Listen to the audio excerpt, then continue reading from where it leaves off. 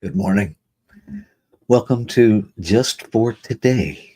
I'm Reverend Rafe Ellis, Senior Minister and Spiritual Leader at Columbia Center for Spiritual Living in Columbia, Maryland. Today is January 24th.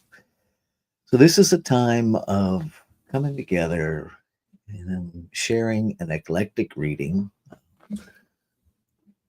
and then kind of taking it apart, seeing how it fits with us. Looking at it in different contexts from different lenses.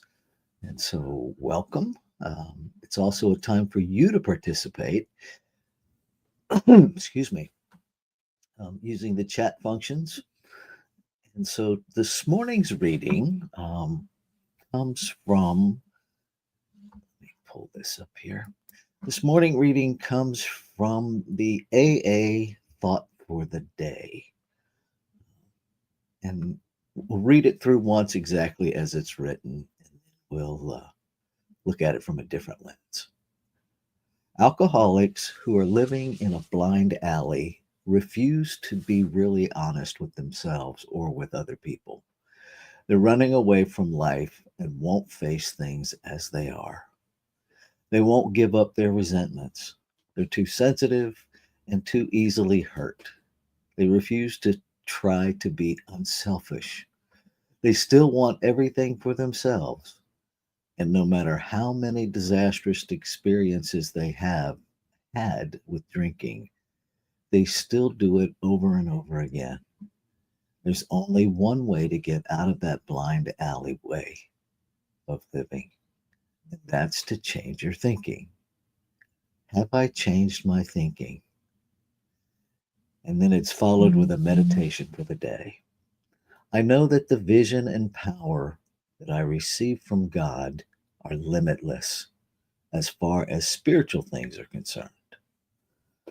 But in temporal and material things, I must submit to limitations. I know that I cannot see the road ahead. I must go just one step at a time because God does not grant me a longer view. I am in uncharted waters, limited by my temporal and spatial life, but unlimited in my spiritual life. Thoughts, reactions, um, one comment. Good morning, Richard Gold.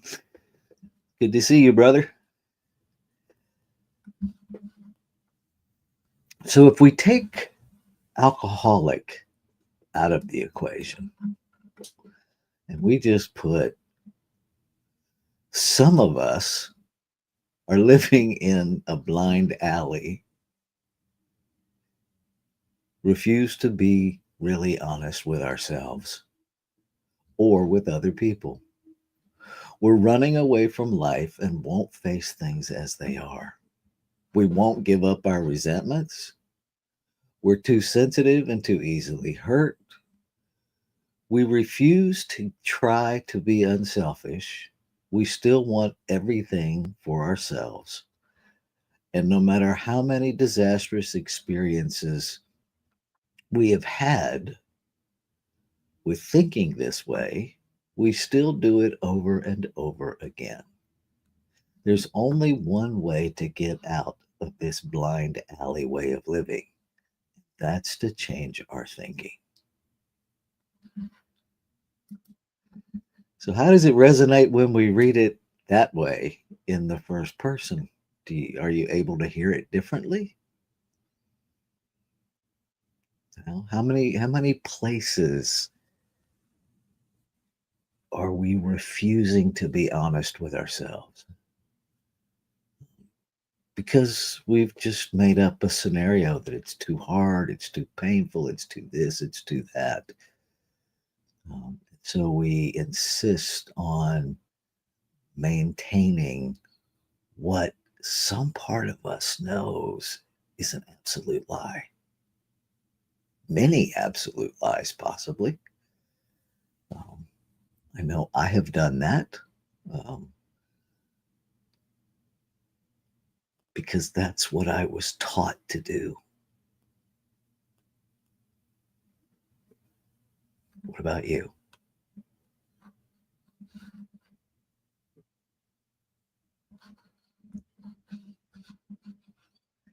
The other part of that, let's read the second part of this, the meditation for the day part. I know that the vision and power that I receive from God are limitless as far as spiritual things are concerned.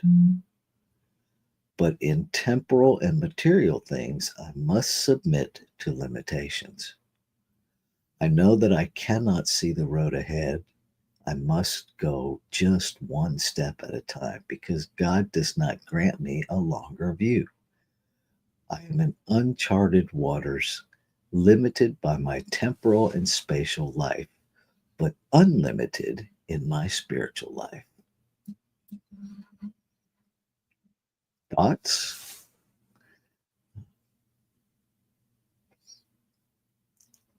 I know my first reaction was to push back against the idea that I'm limited. And then I reread it several times that what it's really inviting me to understand is a different way of looking at faith. That in this physical realm, I do have limitations in the physical realm. I can only physically be in one place at one time. Now, spiritually, I don't, maybe we're not limited there, but I know in this physical realm, I have limitations, right? Because that's the physical realm. How do we navigate that?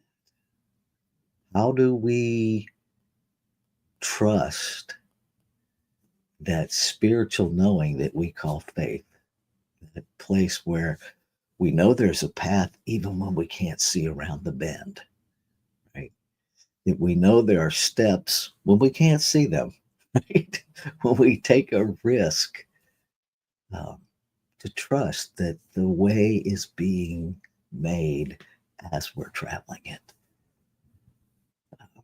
And I think it's that kind of thinking that moves us beyond the limitations of our physical realm.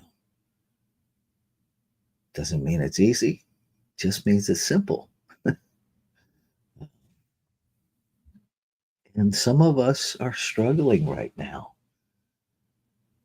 struggling to see beyond the moment,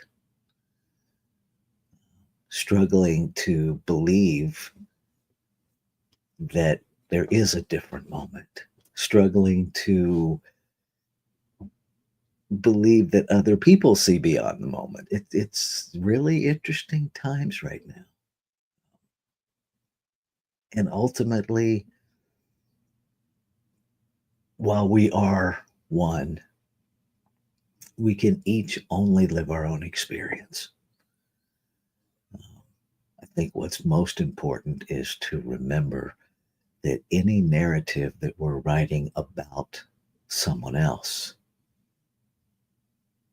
applies to us in the truth of one. That we cannot point fingers and write a scenario and hold resentments and not be impacted by that ourselves and not impact everybody because that's how one actually works. It's kind of like stubbing your toe in the middle of the night and expecting the rest of your body not to experience it. It just doesn't happen that way. Thoughts to share? Maybe we're just having a quiet morning. This is challenging times. I totally get that.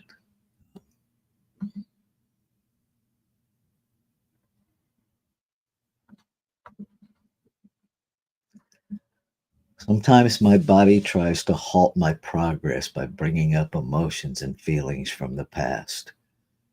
I had to establish new beliefs and totally different values. I love that. Thank you. Because, yes, the body keeps the score. There's actually a book by that title that is quite brilliant. Um, And my experience is my body will bring up things to my awareness that are available for me to shift. And then it becomes, am I willing to make the shifts? And yes, when we establish new beliefs and new values, we come into alignment, things actually do shift. And the brilliance of creation, and science is even proving this, is that what heals in one place in the quantum field heals every place, right? And so the work that we each do at the individualized level is not just healing our experience, but it's bringing healing to the whole body of creation. So thank you for being willing to do the work and make those shifts. Anybody else want to share?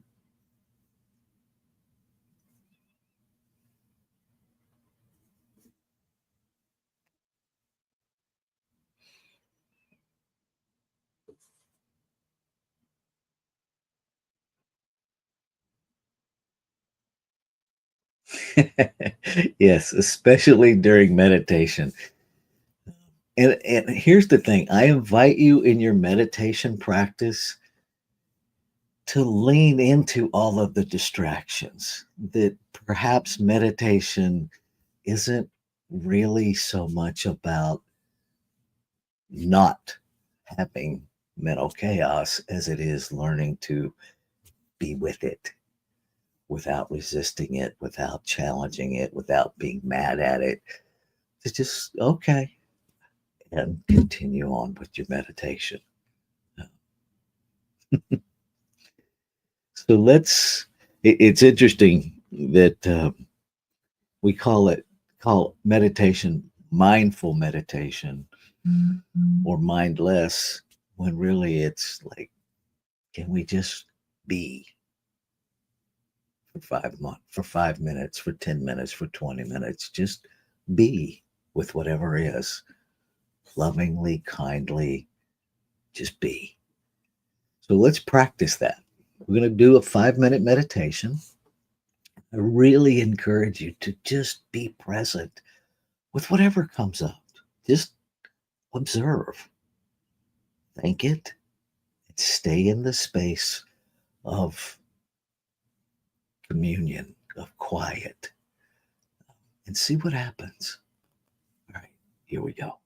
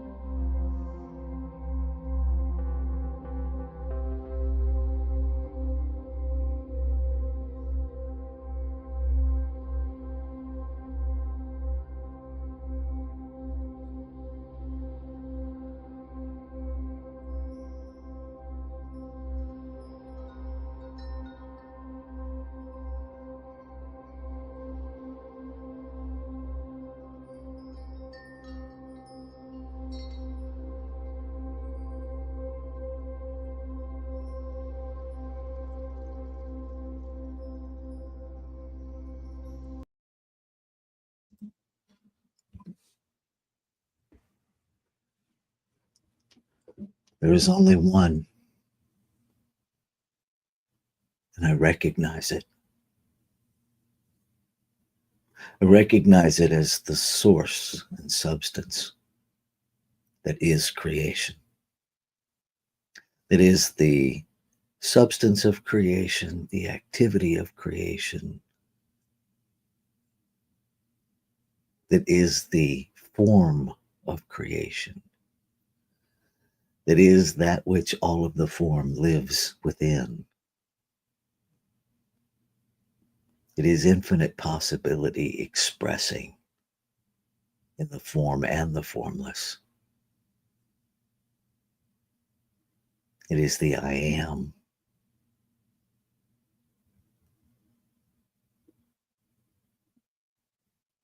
All that is this I am. Unnameable, unlimited, eternal, self existent. Having no beginning, it has no end. Being everywhere present, it has no circumference. And so its very center must be everywhere. Infinite, nothing to be added. Eternal, nothing can be removed. It expresses itself as creation. It is creation. And all of creation already is. And so there's nothing for it to change into, but rather a multiplicity of ways for it to express. I am one of those ways.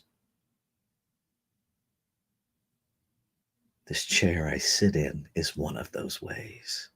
The technology I am using is one of those ways.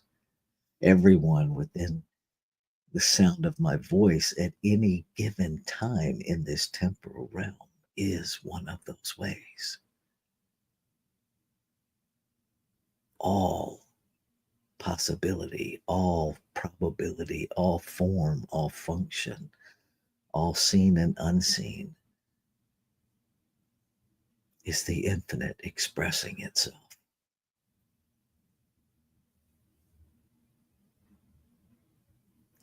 And so I claim and affirm that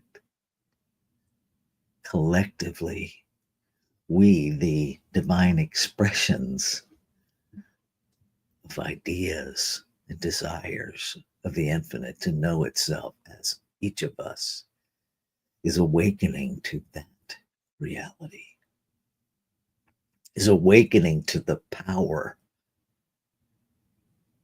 to the perfection, to the truth of being within, through, and as all beings. That while we live in a physical realm,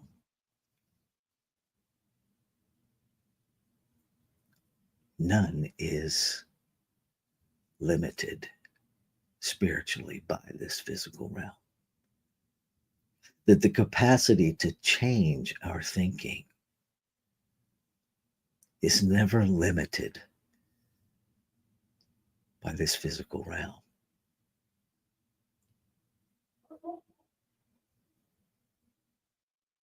So I claim and affirm that as we awaken to the truth of being, thoughts shift, coming into alignment with that truth.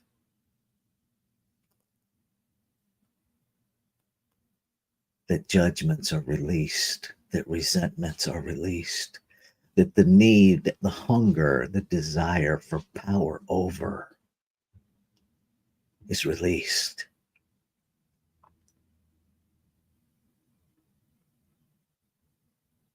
That the harmonious operation of one body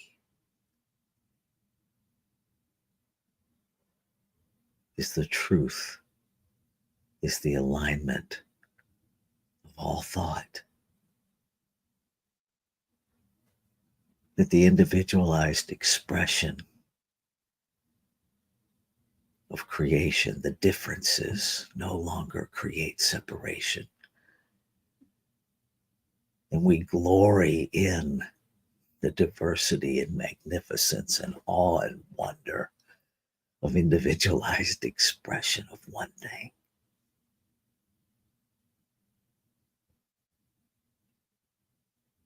And we love unconditionally. We respect unconditionally. We recognize creation in every expression of it, beyond appearance.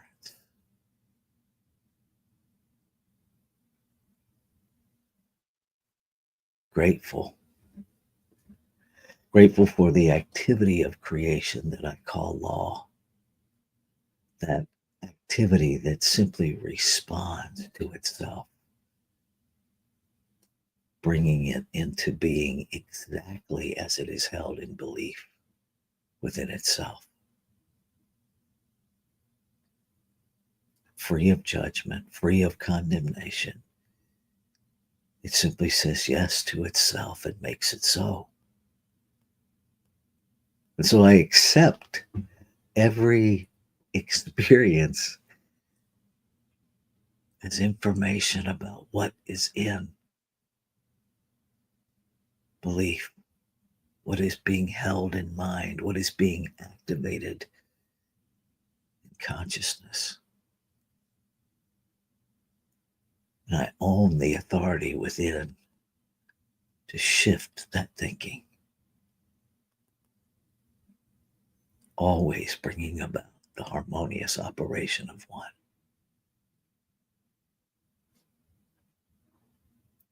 So, knowing that this is the law of creation, this is how it works, and that it always works, and that life is always unfolding itself on a path to itself, that we are each simply walking each other home, that the one body is becoming whole in experience. I can let go. I can be in that place of faith, the belief in things not seen, but hoped for. By the knowing within me, I surrender to that knowing.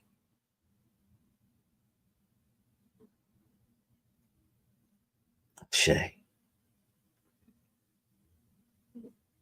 Shalom.